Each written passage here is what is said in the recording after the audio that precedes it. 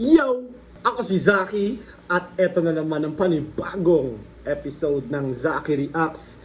Papanoorin natin ngayon ay mula sa Isa Buhay 2026, Harlem versus Manda Baliw na pula yung buhok. Kakaiba si Manda rito.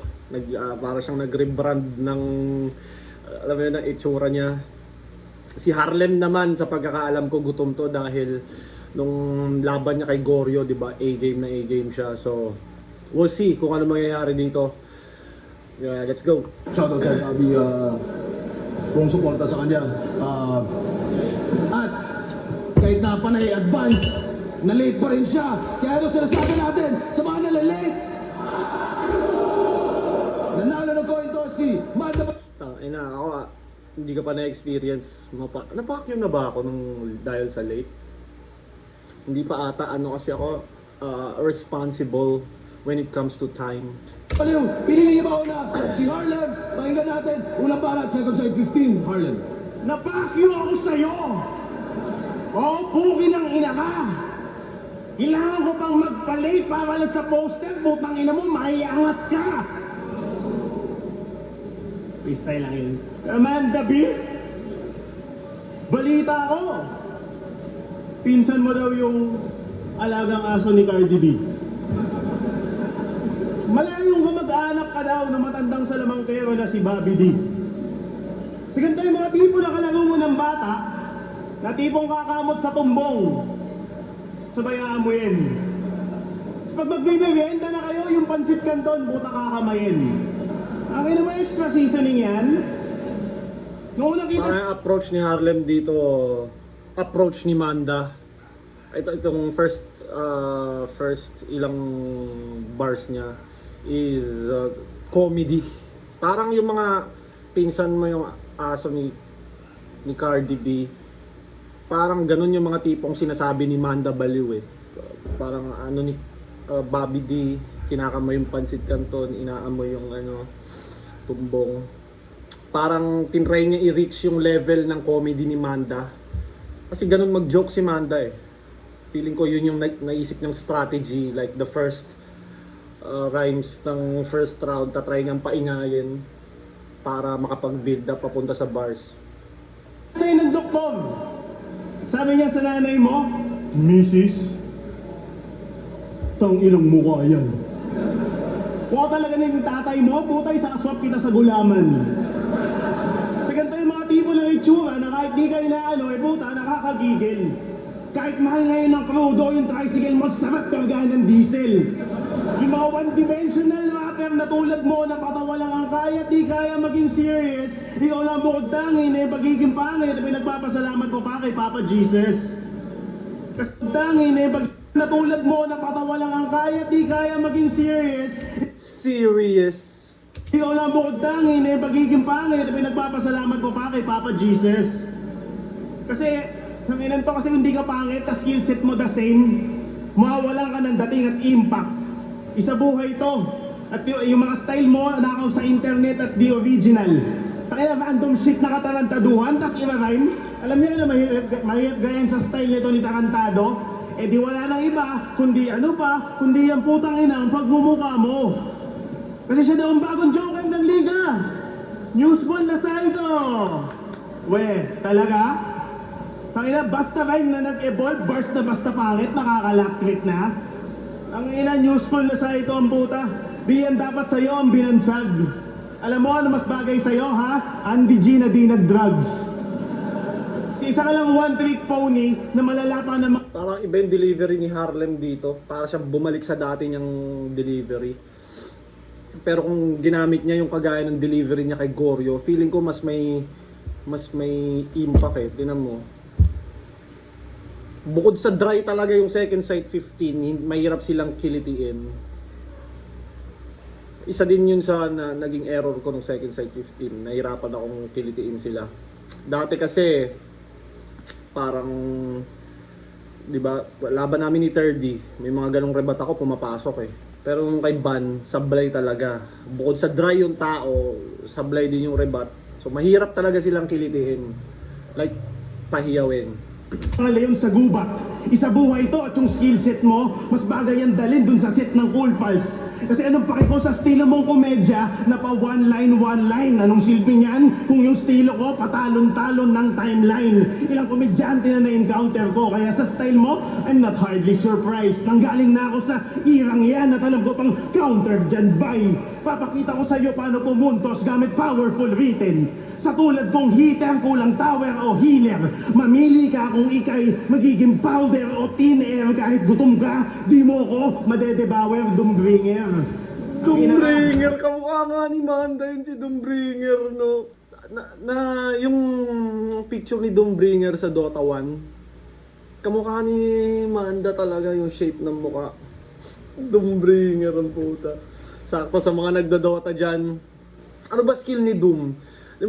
Dati pagkakaalala ko sa skill ni Doombringer, syempre yung SS niya, yung Doom. Tapos yung parang bumibilis siya na may apoy sa paligid. Tapos yung Devour. Kalimutan ko na yung iba niya pang skill eh. Pero hindi ko kasi trip gamitin si Doombringer. Siya sa mga hero hindi ko trip. Tower o healer. Mamili ka kung ikay magiging powder o thin air. Kahit gutom ka, di mo ko madedebawer, Doombringer. Ang ina ka. Kaya di mo ako... Ang hirap kasi mag-pronounce ng R kay Harlem. Kaya hindi... Doombringer. Parang gano'n yung mga... Di mo ko madedebawer, Doombringer. Devour. Doombringer. Malinaw naman. Ang ina ka.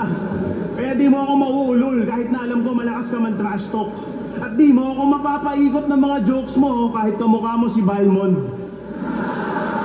Ako ang unang baliw dito sa ligang to na nagngangalan po Poseidon, kaya ako nandito pa din kasi di ako old god, kalahati ko cyborg.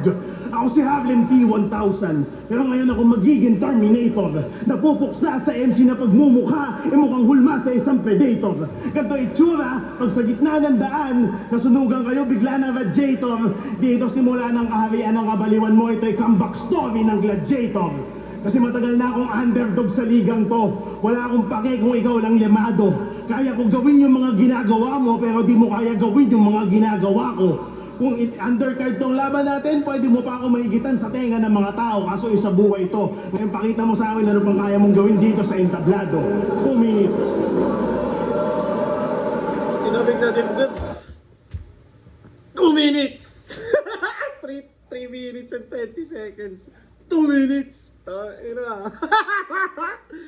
Taina. Siguro nung pinapractice niya yun ng walang crowd, walang hinto, 2 minutes talaga. Pag sa live iba na eh. Minsan nga yung mga pinapractice ko na 3.5 lang or 3 minutes. Pag sa live na 4.5, halos nadadagdagan ng 1 minuto. Lado, 2 minutes. Maganda yung pa-end ni Harlem. Tsaka yung medyo gitna niya, okay sa akin yun. Aray ko! Ang ina, sakit nun pare. Nagpalate. Feeling importante, hindi naman importante. Kaya ka pinapakyu.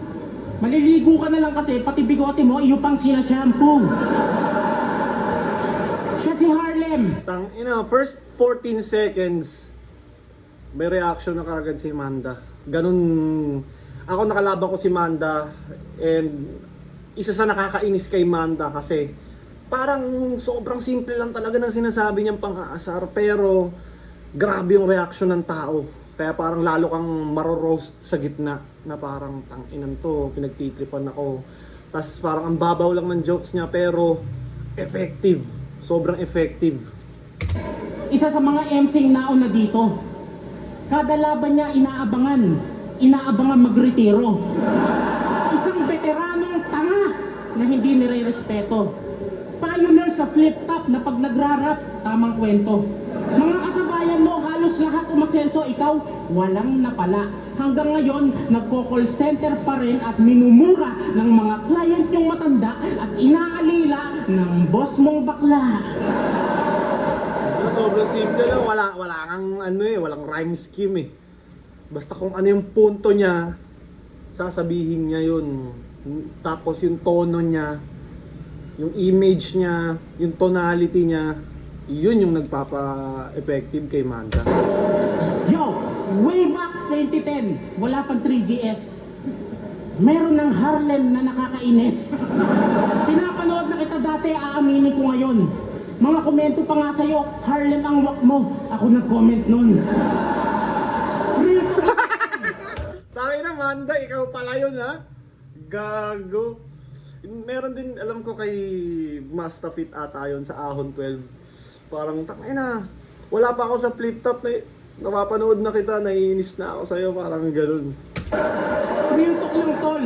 Nakilala ka lang sa flip top bilang bulol. Umaas ka pang leon, di mo nga kayang mag-roar.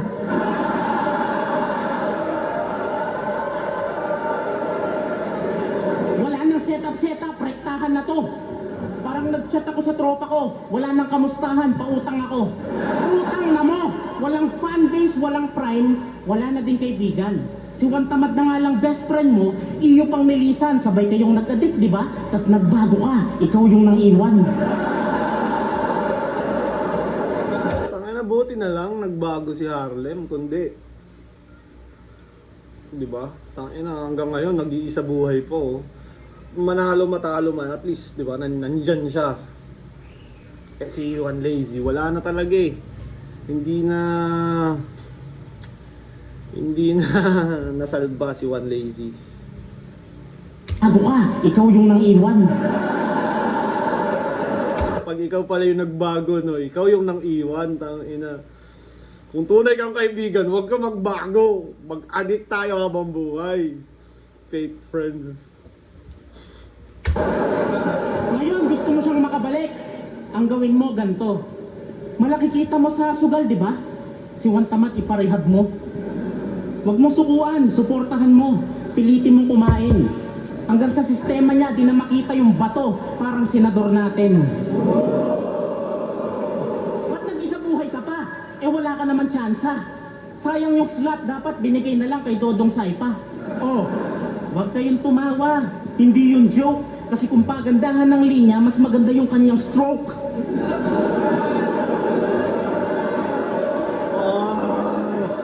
Si Dodong Saipa kasi, alam ko lagi, nung parang umaangat na si Manda, like si Dodong, kino-call out niya si Manda Balayu. At parang, ewan ko kung nagkakainisan sila. Kasi, di ba, kung parang mahirap mag-joke about sa kalagayan ng tao or karamdaman kung wala kayong like beef or wala kayong hate sa isa't isa. Parang hirap siya gawing joke.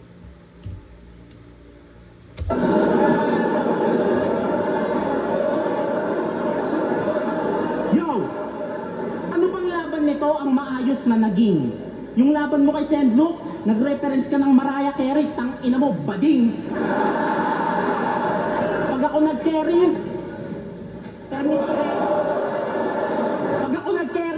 permit to carry, M16 ang dadali na may extended magazine. Pag ako nag-gunbar sa'yo, tangina nyo, Manda Baril ang dadating!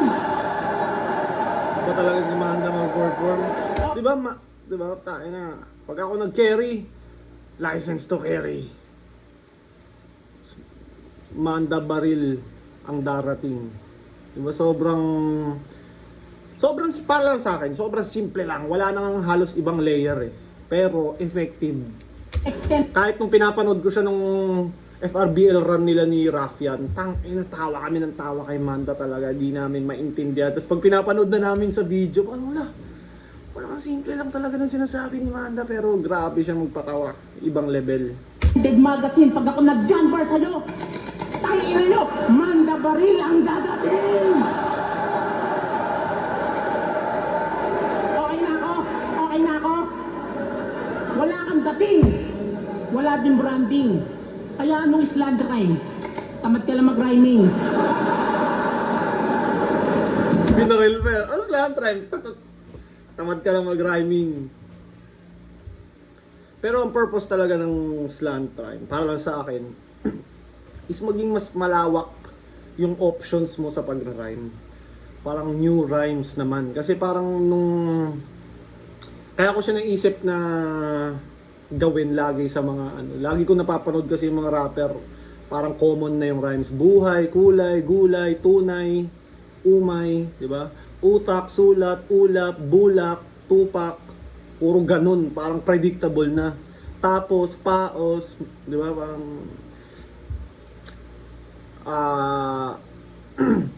ganun nga, yung lagi ko nakikita nung mga panahong nanonood pa lang ako. Kaya, actually bumabattle na rin ako noon. Pero ganun yung nakikita ko sa scene, ganun yung rhyme nila, parang mapipredict mo na kagad yung kung ano yung punchline. Kaya, para mas maging unpredictable or mas malawak yung options mo sa pagra-rhyme, doon ko naisip gamitin yung slant rhyme. Tsaka napakinggan ko rin syempre sa mga ibang idol, Kendrick Lamar, sila J. Cole, iba't ibang artist. Si Looney, ginagawa niya na rin yun. Si Batas, mga sinaunang panahon pa. Sinaunang panahon pa eh, no? Kala mo talaga prehistoric time eh. Pero mga like early days. Tamad ka lang mag-rhyming. Nirhyme mo yung Himalayas sa Mariah? Ang lupit mo naman, bro. Let me tell you something. Kaboses mo si Squidward. Sobra mong annoying at dragging. Tapos unat pa yung mukha, parang laging nag-i-skydiving.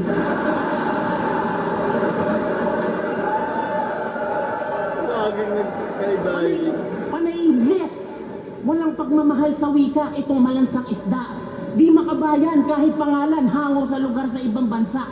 Di ko masabing malayo na narating ko nung na-matchup ka sa akin. Pero parang nakapunta akong Amerika kasi tinapakan ko ang Harlem. Maliit tingin sa akin pagkat estilo ay komedya, pues mali kayo, pasensya. Mas delikado tong baliw na napapanggap na walang diferensya. Di na ako nagbibiro, wala na munang pakwela. Seryoso na ako, parang plasmang may nililigawang EA. Seryoso na ako, parang plasmang may nililigawang ulul no? Gago. Tusan, mas bastos pa ako kay Badang na ng molestya. Malibog pa ako kay Rapido nung hindi pa nag-iiglesia. Mas kupal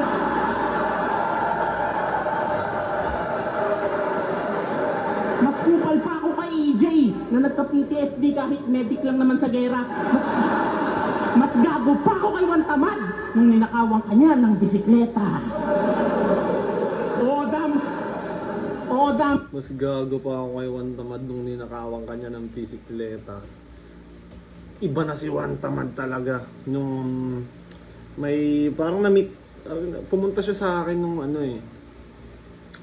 Pumunta yun sa akin nung nandun pa ako sa yung nakaraang apartment ko. Iba na talaga siya, hindi mo na makausap. Parang pag kinakausap mo, after 1 minute bago sumagot, parang basta iba na. Kailangan na talaga ng, pili ko hindi lang dahil sa drugs, parang may mental health issue na rin siya.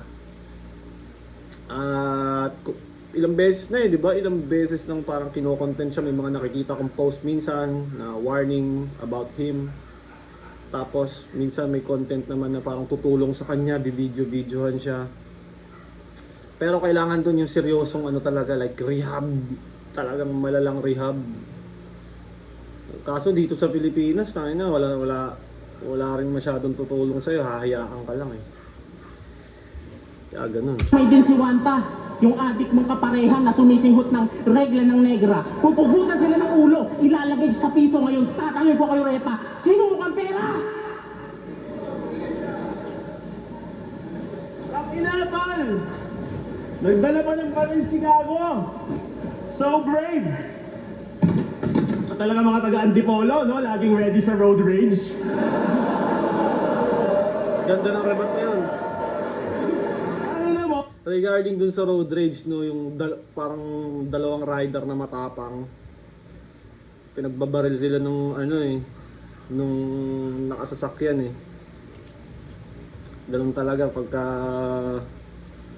matapang ka masyado, minsan pwede ka talagang mapahamak. Oh, babanat ka pa ng mga ganyang linya. Eh bulag-buhok mo, alam naman natin na sa Sakuragi, walang shooting na tira.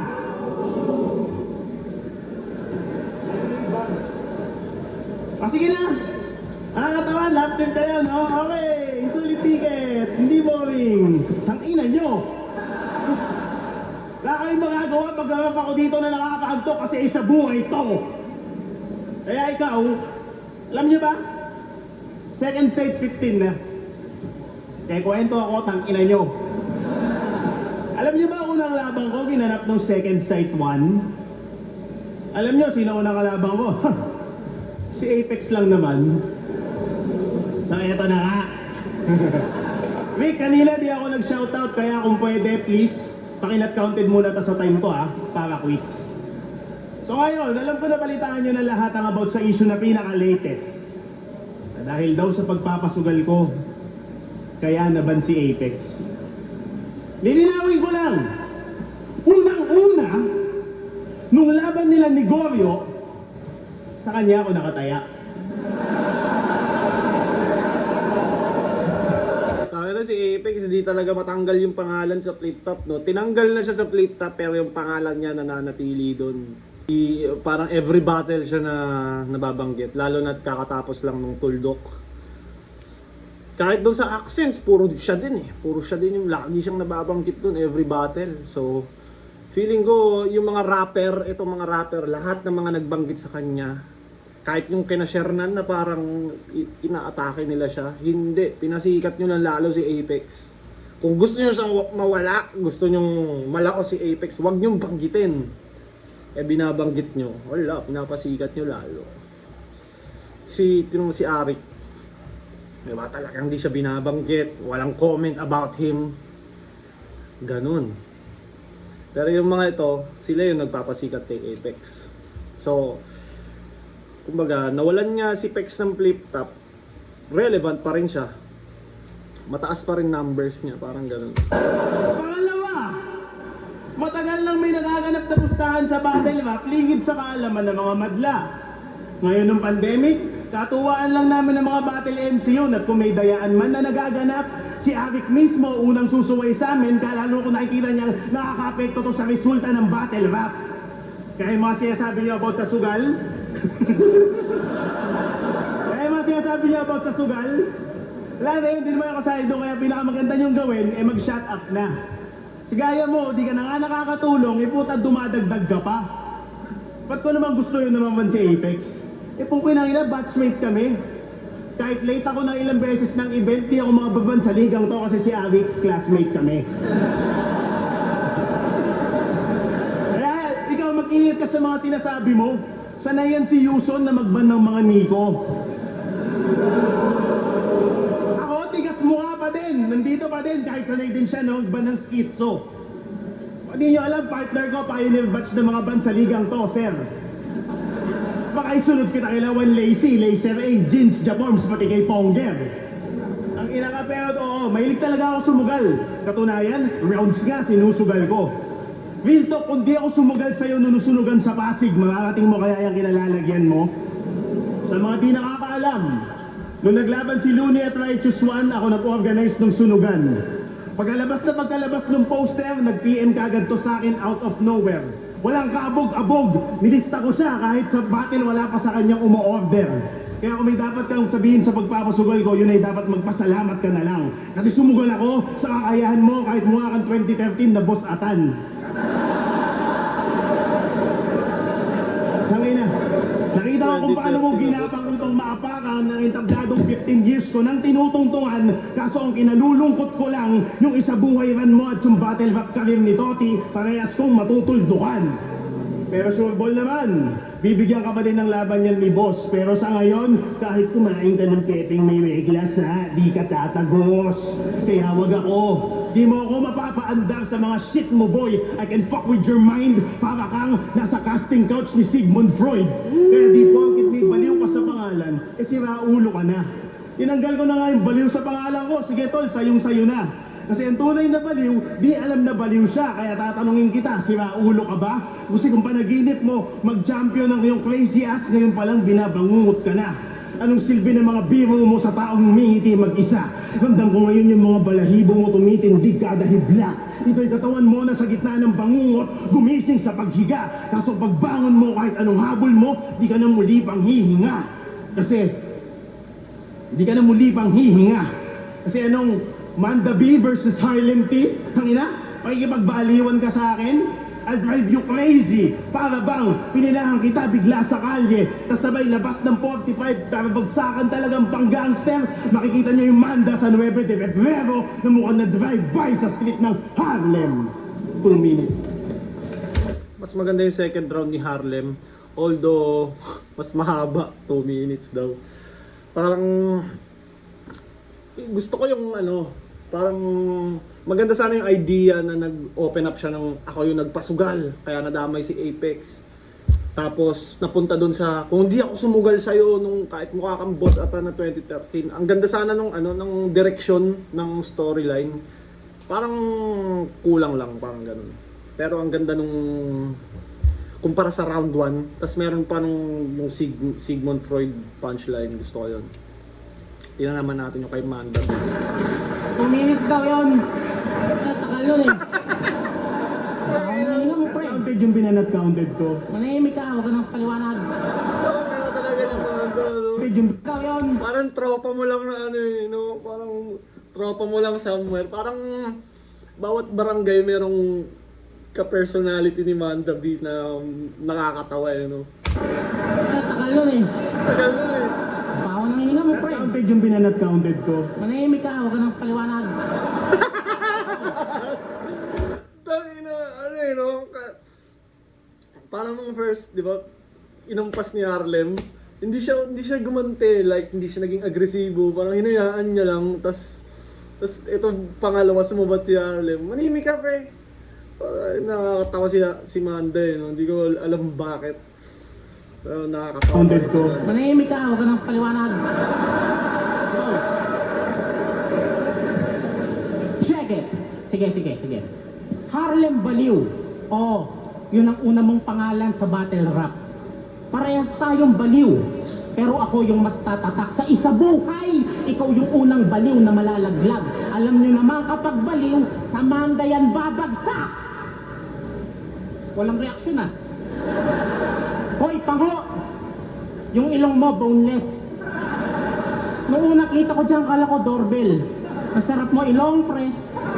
Balita ko! May sakit ka na daw sa bato. Pansit Canton pa more, tang ina mo. Mamamatay ka. Nung nalaman ko yun, yung parang may mga nakita akong post, yung mga bata na si CKD, tas nagdadialysis. Men, mula nun din ako kumain ng Pansit Canton. Ang dami kong mga tinigil dahil dito sa Pilipinas, tanginang yan ang pangit ng healthcare dito. Tangina, PhilHealth nga, hindi ka tutulungan kahit buong buhay kang naghulog, hahayaan ka lang. Hindi ka tutulungan sa bayarin. So, mas maganda nang ingatan mo yung sarili mo para kahit papaano ma-prevent mo yung mga ganun. Iwas-iwas na at hindi na cute yung mga lifestyle na inom ng inom. Hindi na. Ako buti pa ako, nagbabago na ako, hindi na ako, mabait na ako ngayon.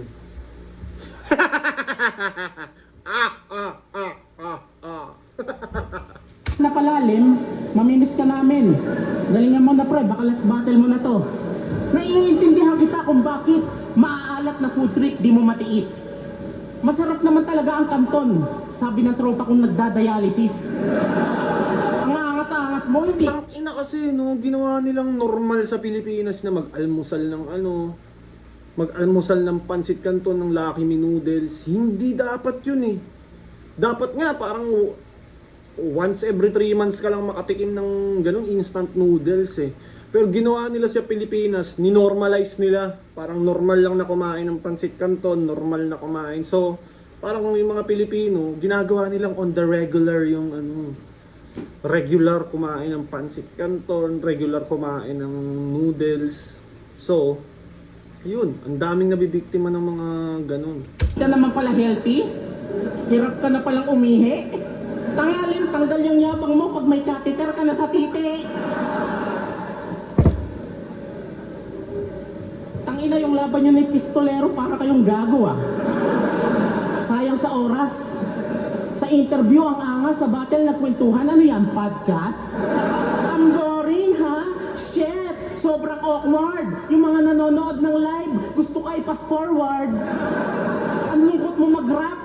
Tangina ang drama. Kaya sa video, nilagyan na lang ni Kuya Kebs ng effects na tawa. Oo nga. May nakita ko nga yun sa Reddit na inedit na lang, nilagyan ng konting reaction para di naman masyadong nakakahiya. Pero tangina, parang di ko ma-imagine na battle ni Pistol yun. Kasi from like a year ago or 2 years ago, grabe si Pistol, di ba? Tinalo ako ng isa buhay run ko. Yun yung pinakamalakas na version ko eh. Ay hindi.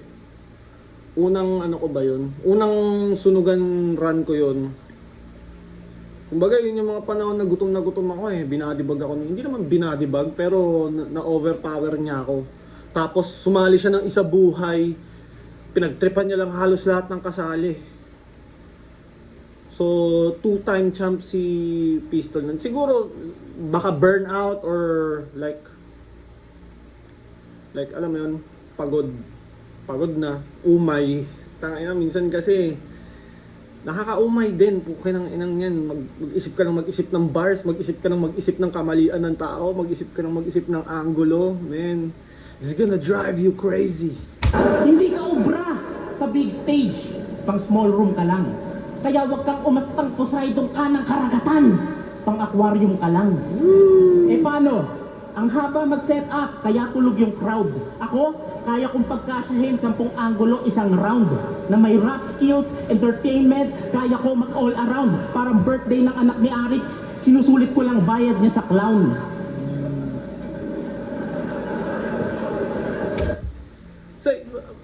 So, sabi ni Manda kaya daw 10 angles per round with rap skills.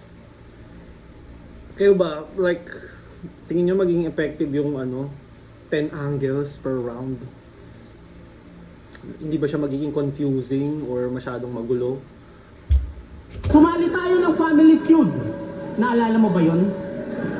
Aminin mo man o hindi, ako dahilan ba't nanalo tayo doon. Eh paano? Sabog na sabog kayo. Kung ano sinasagot nyo ni Mike Sweet.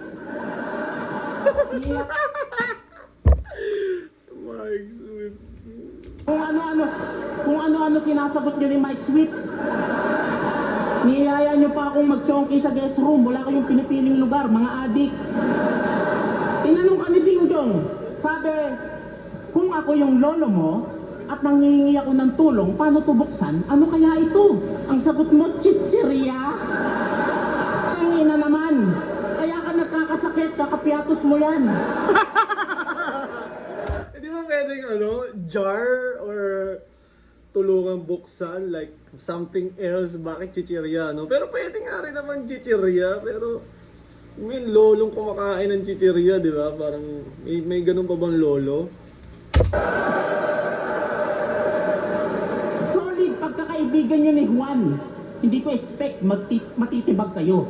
Ganda pa naman ng tandem ni Juan Tamad at Harlem, parehas nasira sa bato. Hindi nakakakabato. Kabubuhan mo, di na matago, Lem. Ikaw yung pinaka-boring dito na may lumang estilo. Nakakabato, wala kang bago, Lem.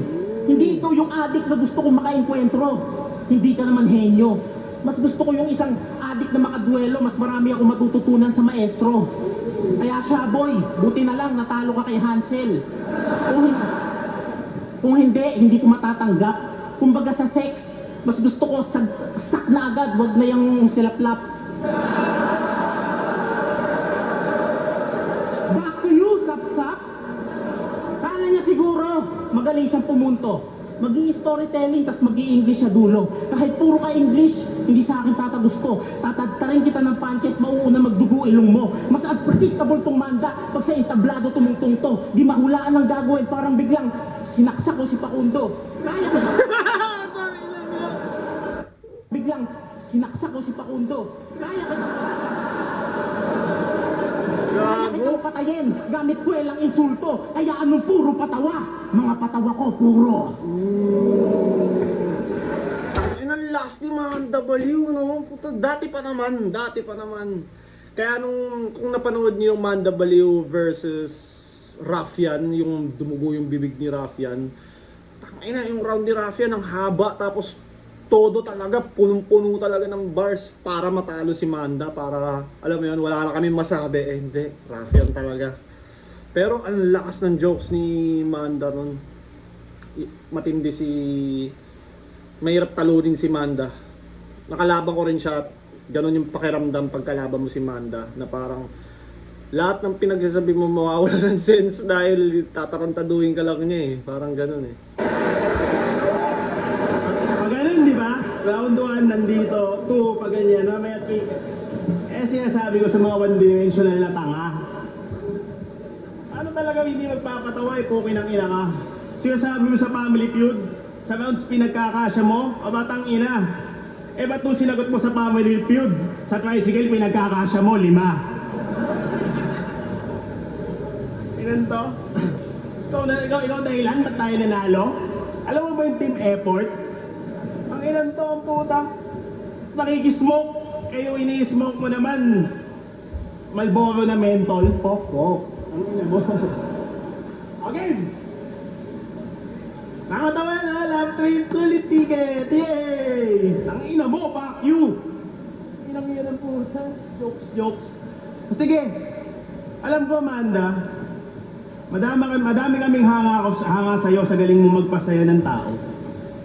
Talagang lintik ang halakhakan tuwing tumutungtong siya sa entablado.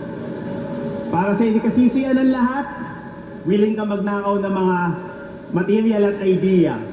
For the sake ng mga bangal mo at linya, kahit magsasalita ka ng niga.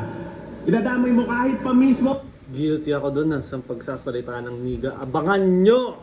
Laban namin ni Marshall. Feeling ko naman, hindi naman siya super sayang na battle, pero feeling ko mas maganda siya kumpara sa laban namin ni Ban. Laban namin ni Ban, bukod sa talo, that battle sucks! Mga turo ng Quran at Islam, ultimo pagiging isang Bisaya, lintik kung paano mo i-diss. Damn! Alam mo ba bawal na maging tanga ngayon?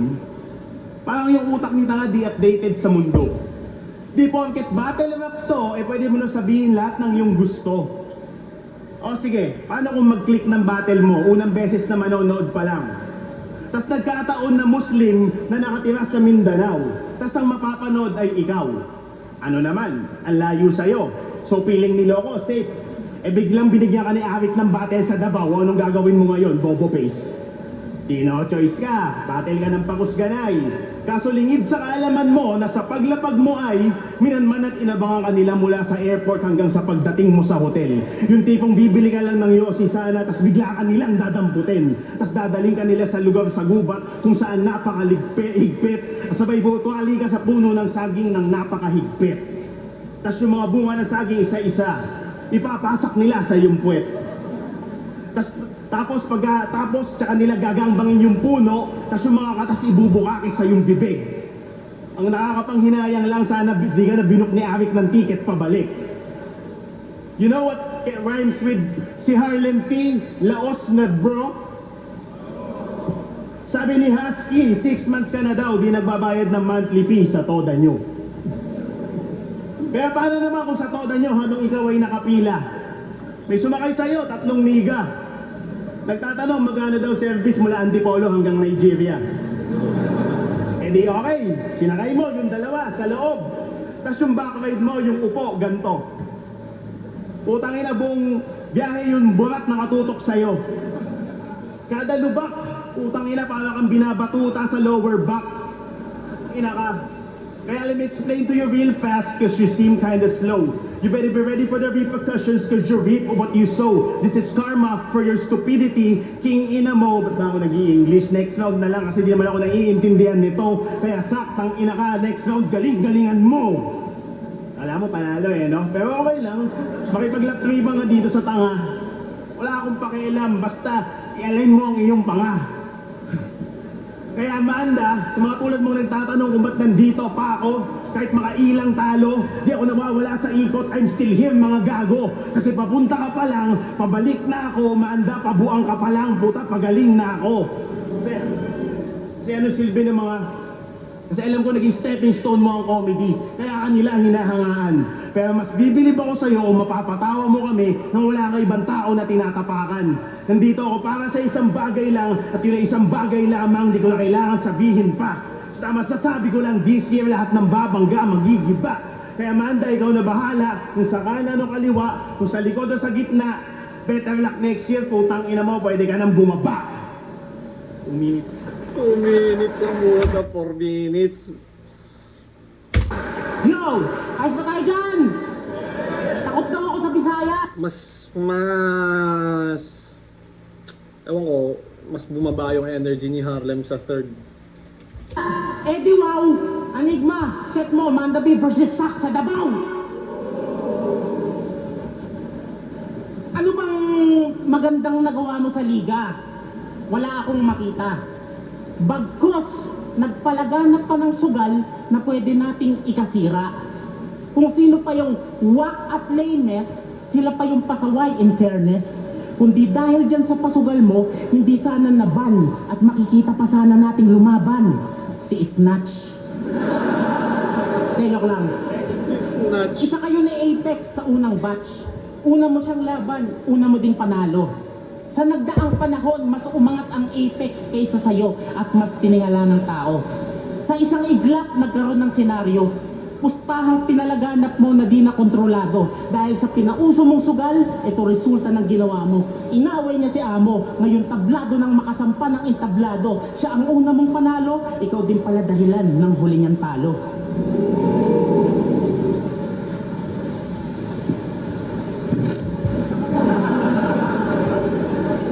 Kaya siya ay gumawa ng tuldok. Kantang naisulat niya, grabe nakakalungkot. Kung kailan nakarating sa tuktok, saka naman siya tinanggal ni Bukbok. Tangina mo. Saka naman tinanggal. Nakarating sa tuktok, Sama. isulat. Kaya siya ay gumawa ng tuldok. Kantang naisulat niya, grabe nakakalungkot. Kung kailan nakarating sa tuktok, saka naman siya tinanggal ni Bukbok.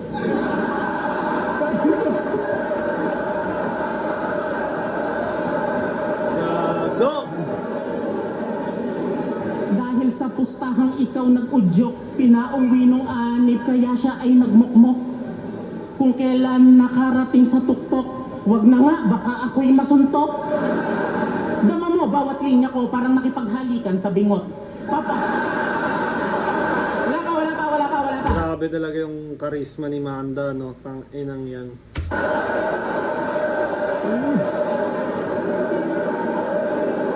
Dama mo, bawat linya ko, parang nakipaghalikan sa bingot. Paparanas ko sa'yo ay mas pangit pa sa babaeng kalandian ni Mot. Chicha ka lang. Tang-inang mukha nun, no? Kalandian ni Mot na yun.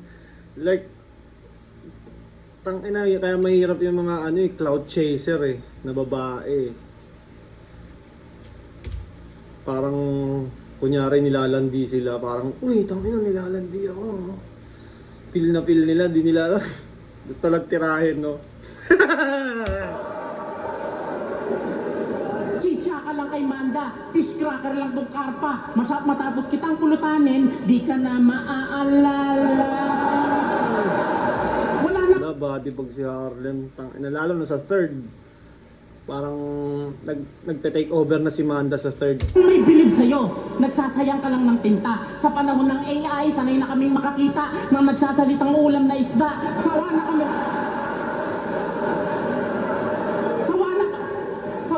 sa mga reference mo about sa drugs. Ba't ba proud na proud ka mag-addict bars? Sa bagay, nagre-reklamo nga to sa mahal ng gas, pero may pambili ng carts. Ikaw nag-mentor kay Heb Abi, sabi mo sa kwento. Ikaw nag-mentor kay Heb Abi, sabi mo sa kwento. Tinuruan mo ding mag-addict ngayon si Heb Abi ay inaresto. Hindi ka magandang ehemplo, tinuruan mo maging syabulero. 9165 bang kaso si Heb Abi, ginawa mong preso. Hindi ka magandang ehemplo. Sa totoong buhay, sablay ka pareho. Pinapanood ka na lang dahil sa iyong nakakadwelo, pero wala na sa iyong progreso, nakatingin ka na lang sa sweldo, parang mga kurapot na miyembro ng ating gobyerno. Mukhang pera, schizophrenia, alipin ang peso. Gumagana ka na lang pag hinuhulugan, malabendo. Pero gumagana ka na lang pag hinuhulugan, malabendo. Ako na ang end mo kung ayaw mo pang maendo. Sibak sa'yo, palakol sa'yo kinatatayuan. Sibak ka sa pwesto. Sige, huwag ka muna magretiro para may mabash pa ang mga tao. Sige, huwag ka muna magretiro para wala nang manood ng live kasi di na sila sa'yo interesado. Sige, huwag ka munang magretiro para may punching bag pa mga bago. Sige, huwag ka munang magretiro nang mahanay ka sa mga nagkakalat na veterano at dumisan ang legasiyang nabuo parang ginagawa ni Sak at Saito. Hindi ka palaging malakas, hindi ka immortal. Baliw pa nagpaalala na hindi na yan normal. Ako'y salungat sa pustahan at sa galawan mong immoral. Oo, joker na ako, hindi ako kabilang sa sugal.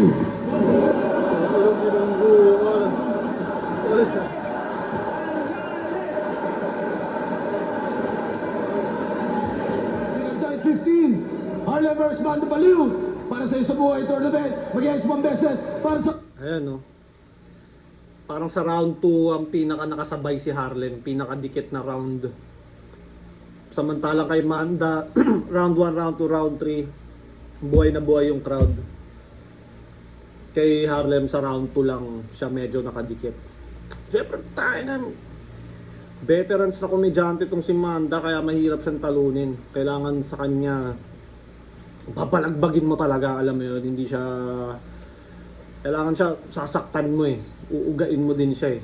Pero pag nakamomentum si Manda, wala na. All you can hear is laughter from the crowd. And they're laughing at you.